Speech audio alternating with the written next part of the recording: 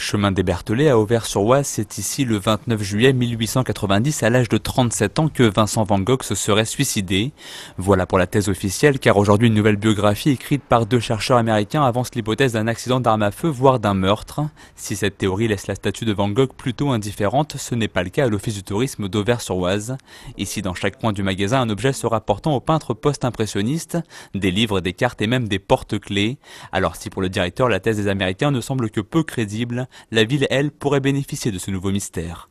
Alors évidemment, tout ça, ça crée un buzz très intéressant pour les biographes et ça va leur permettre de vendre leurs livres. Résultat, il y a toute la presse qui débarque à Auvers-sur-Oise, TF1, France 2.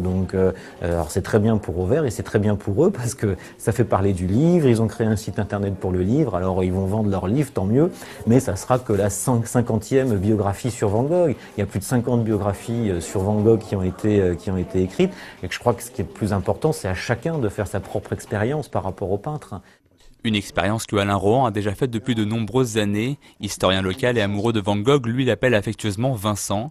Partisan de la thèse officielle du suicide de l'artiste, Alain Rohan va même plus loin. Selon lui, il aurait peut-être retrouvé la trace de l'arme avec laquelle le peintre aurait mis fin à ses jours, un pistolet déterré à la fin des années 50. Nos conclusions sont très troublantes.